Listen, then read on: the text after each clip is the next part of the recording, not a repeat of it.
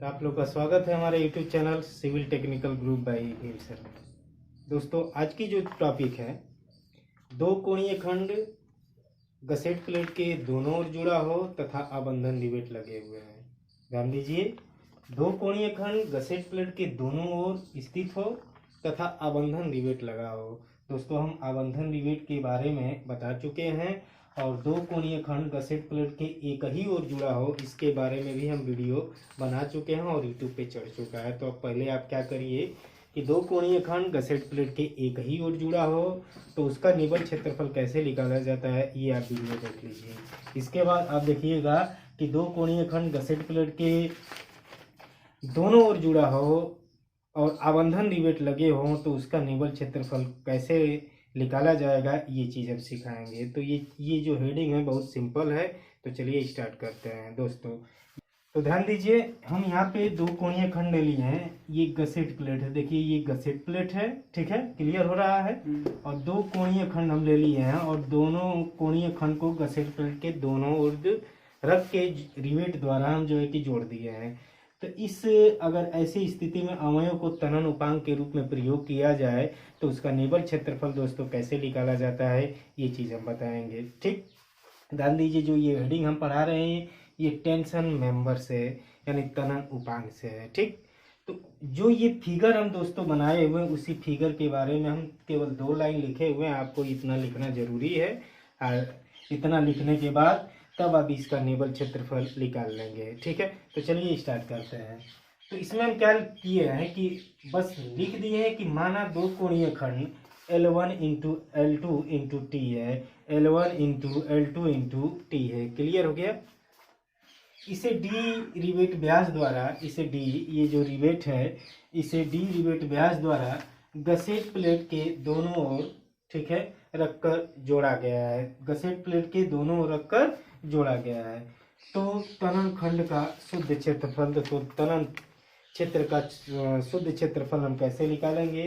तो देखिए, अगर ऐसी कंडीशन दोस्तों आती है, अगर ये कंडीशन आता है कि दो कोणीय खंड गसेट प्लेट के दोनों ओर स्थित हो और इसका मुख्य पॉइंट ये है कि अगर आबंधन रिवेट लगा हो तो इसका निबल क्षेत्रफल बड़ा सिंपल है। निबल क्षेत्रफल क्या करना है कि डायरेक्ट आप निकाल सकते हैं दोनों कोणीय खंड का निबल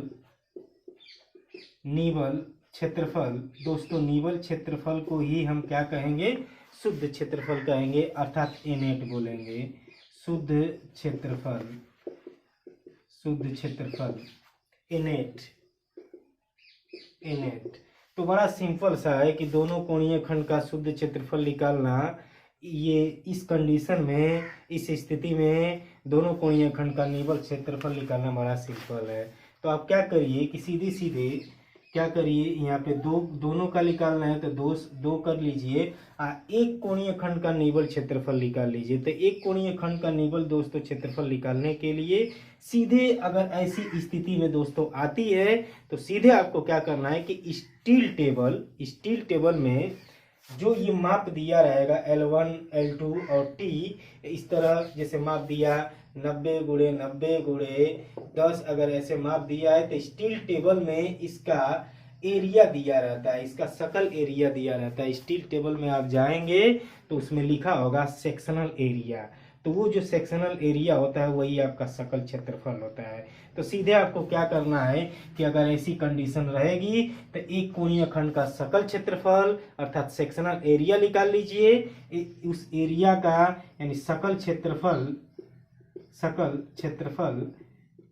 क्षेत्रफल में आप दोस्तों रिवेट की क्या करिएगा, कटौती कर दीजिएगा। ठीक, तो रिवेट की कटौती हम कितना करेंगे, अगर ये आपका रिवेट का व्यास कितना है, डी है ना हो, अगर ये हम डी ले लें तो रिवेट की कटौती करेंगे तो कहेंगे डी इंटू टी और दो से गुणा कर देंगे तो ये दोनों कोणीय खंड का निबल क्षेत्रफल मिल जाएगा। बड़ा सिंपल सा है। क्लियर हुआ ना। तो चलिए आइए एक उदाहरण के रूप में हम इस चीज को समझते हैं। ठीक है, उदाहरण के रूप में गौर करिएगा हमारी बात को। तो ध्यान दीजिए, जो ये चीज हम ये बताए हुए हैं यानी दो कोणीय खंड गसेट प्लेट के दोनों ओर स्थित हो और आबंधन रिवेट लगे हो तो उसका निबल क्षेत्रफल हम बता दिए हैं। चलिए इसको एक उदाहरण के रूप में समझें। ठीक उदाहरण के रूप में दोस्तों आप समझेंगे तो बड़ा सिंपल हो जाएगा और समझ में भी आ जाएगा। तो चलिए स्टार्ट करते हैं। मान लीजिए कि हम दो कोणीय खंड ले लिए 90x60x6 mm। दो कोणीय खंड ले लिए 90x60x6 mm। क्लियर हुआ? इसको अगर हम जोड़ दें 14 mm रिवेट व्यास के द्वारा, ठीक है, रिवेट के व्यास जो है, रिवेट का व्यास, ठीक है, 14 mm के रिवेट व्यास द्वारा अगर जोड़ दें हम, तो रिवेट का व्यास ये 14 mm कौन सा व्यास है? ये क्या कौन सा व्यास है? समान व्यास है, ठीक है। तो सकल व्यास प्राप्त करने के लिए क्या किया जाता है? सकल व्यास, दोस्तों यहाँ पे सकल व्यास पहले निकाल लीजिए। सकल व्यास, तो सकल व्यास कितना हो जाएगा? 14 + 1.5 यानी 1.5 जोड़ देंगे तो ये कितना हो जाएगा? 15.5 mm हो जाएगा।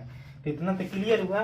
तो ध्यान दीजिए कि अगर 90x60x6 mm का हम कोणीय खंड लिए हुए हैं तो L1 के मान लेने कि ये आपका 60 है और ये 90 है, और इसकी मोटाई कितनी है आपकी? 6 है, और ये भी आपका 6 है, ठीक है।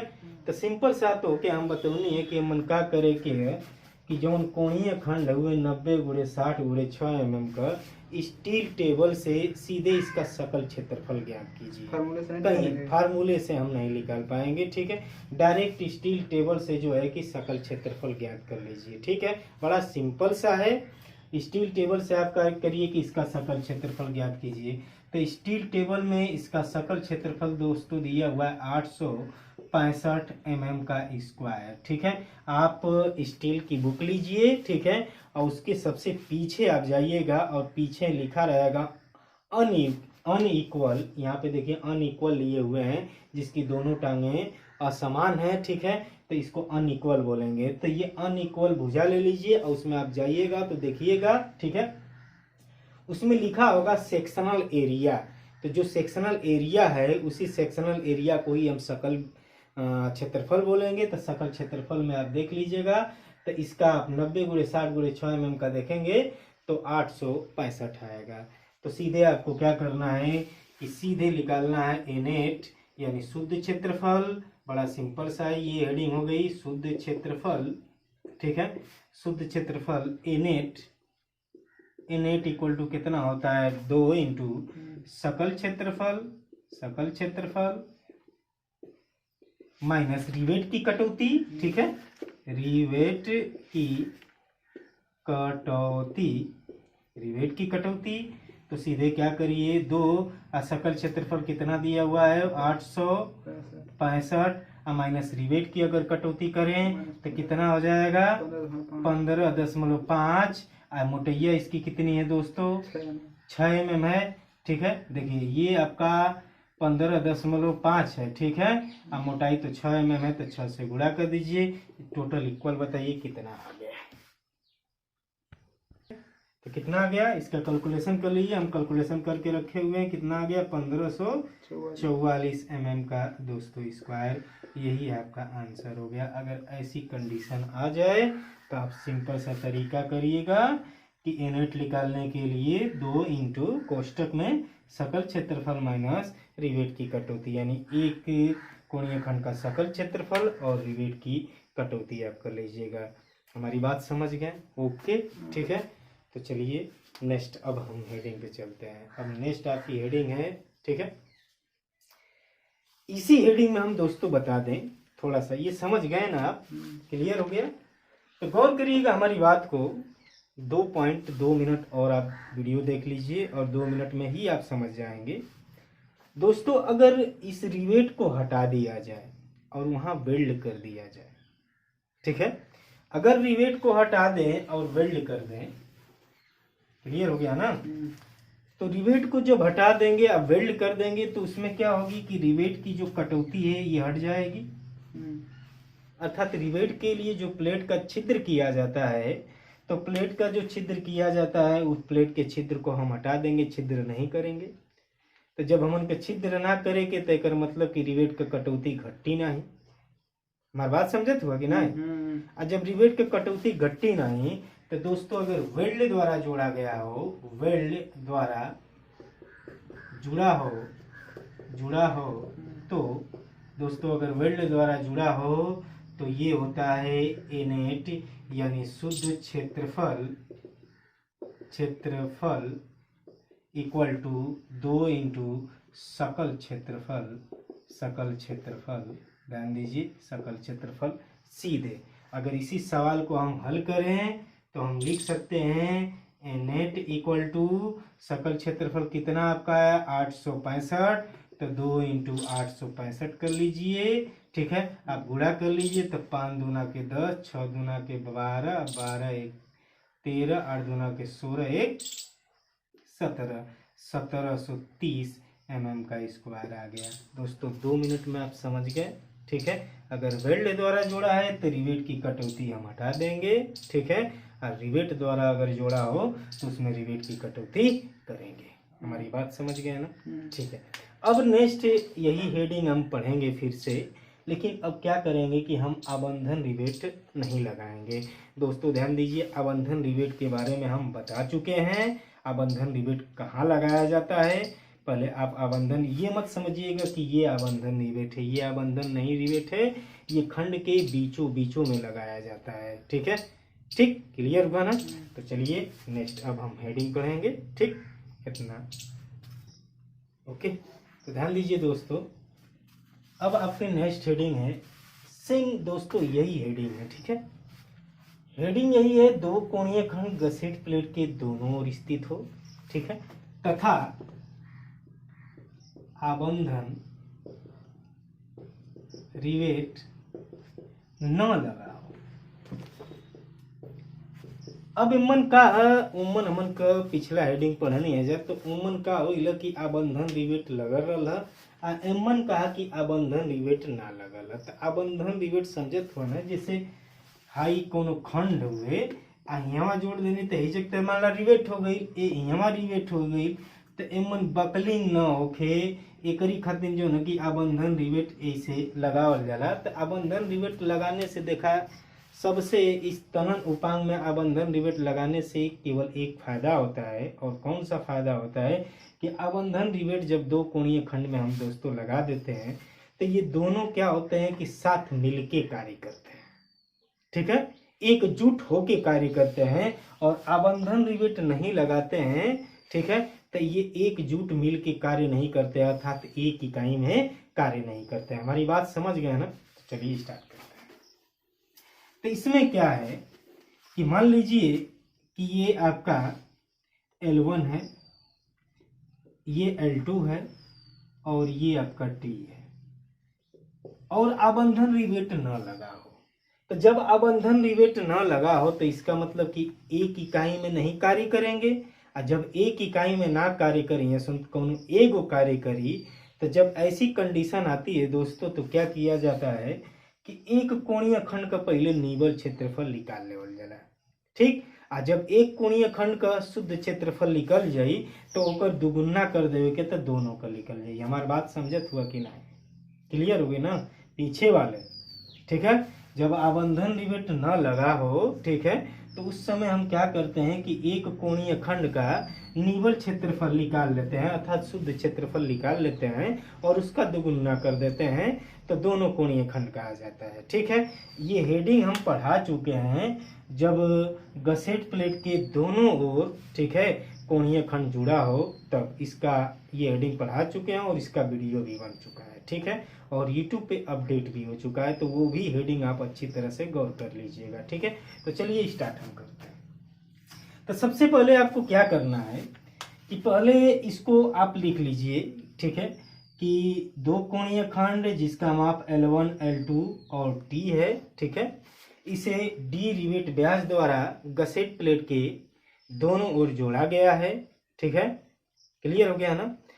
और इसके साथ आबंधन रिवेट न लगाए गए हैं, तो उसका निवल क्षेत्रफल। तो इतना तो वाक्य लिख सकते हैं ना जो ये फिगर बना हुआ है। ठीक है, चलिए आइए स्टार्ट करते हैं। तो जब दोस्तों आबंधन रिवेट न लगा होता है तो हम क्या करते हैं कि एक कोणीय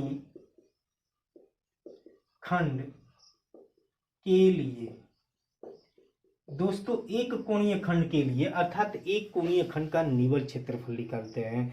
तो एक कोणीय खंड का निव्वल क्षेत्रफल हम पढ़ा चुके हैं।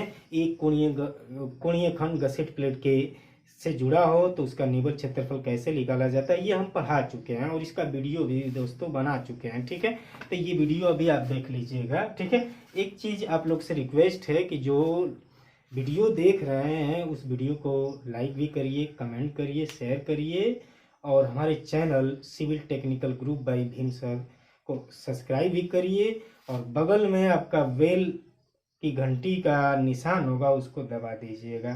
ठीक है, इससे क्या है कि जो भी हम वीडियो अपडेट करेंगे वो आपके यहाँ तुरंत पहुँच जाएगा। हमारी बात समझ रहे हैं ना? चलिए तो चलिए स्टार्ट करते हैं। तो एक कोणीय खंड के लिए, तो एक कोणीय खंड का क्या करते हैं कि सबसे पहले निकालते हैं आबद्ध टांग का क्षेत्रफल। आबद्ध टांग का क्षेत्रफल एक के बोलल जला A1। ठीक है, आबद्ध टांग कौन हो? जो रिवेट से जुड़ल हो ई के आबद्ध टांग न बोलल जला हो, ई के फिक्स्ड बोलल जला। और जो रिवेट से ना जुड़ल हो के का बोलल जला? स्वतंत्र यानी फ्री बोलल जला। हमार बात समझ गया ना? तो आबद्ध मतलब फिक्स हो गई। तो फिक्स टांग का क्षेत्रफल यानी आप इसको लिख सकते हैं एरिया ऑफ फिक्स लेग, ठीक है। तो आबद्ध टांग का क्षेत्रफल ये हम चीज सिखा चुके हैं और कैसे निकाला जाता है। तो सीधे एक बार फिर से हम दोस्तों बना दें, कैमरा वाले दिखाई दे रहा है ये ना? ठीक है, तो इसको हम क्या करते हैं कि मध्य का क्षेत्रफल ले लेते हैं, यहाँ से और यहाँ तक का इधर का क्षेत्रफल। ठीक है, तो दोस्तों आप जान रहे हैं कि ये दूरी L1 है। ठीक है, ये यहाँ से यहाँ तक की दूरी आपकी L1 है। ठीक है, तो हमके क्या करेंगे कि ये यहाँ से यहाँ इतने का क्षेत्रफल निकाले के हमके तो हाई कितना दूरी हो जाए? T/2 हो जाए ना? तो पहले दूरी निकलवा तो L1 में से T/2 घटा दा तो ये हो जाए L1 माइनस T/2।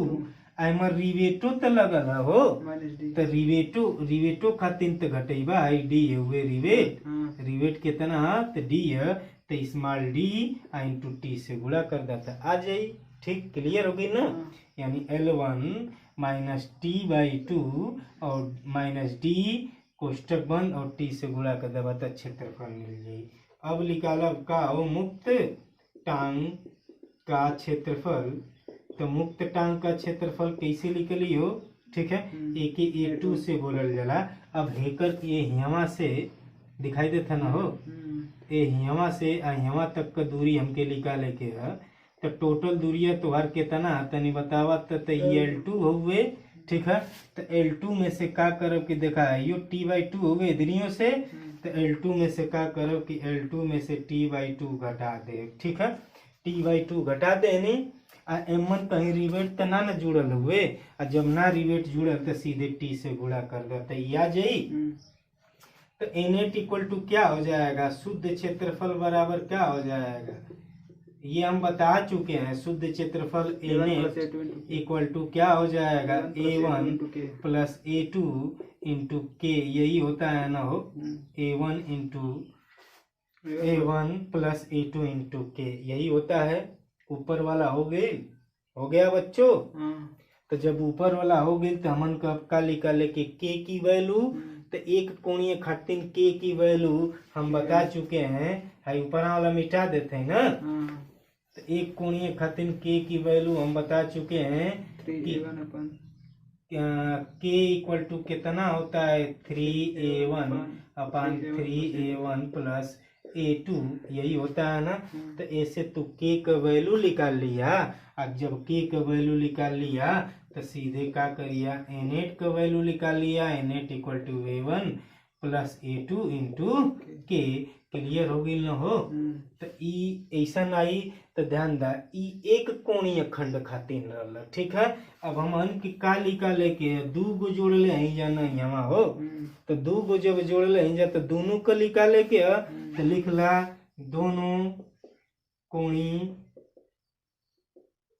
खंड का शुद्ध क्षेत्रफल, तो दोनों कोणीय खंड का शुद्ध क्षेत्रफल सीधे का करवा A0 से गुणा कर देबा दोनों का, यानी 2 से गुणा कर देबा तो दोनों का आ जाई। क्लियर हो गई ना? ठीक, समझ गईला हेडिंग? ओके। इस पर अब हम सवाल बताइब, तो सवाल अगला वाला वीडियो में हम बताइब, ऐप पर हम बताइब। ठीक है, चला नेक्स्ट हेडिंग हमन का चलत है जा। तो दोस्तों आज के लिए इतना, कल फिर मिलेंगे इसी समय इसी वक्त। ठीक है, तब तक के लिए नमस्कार।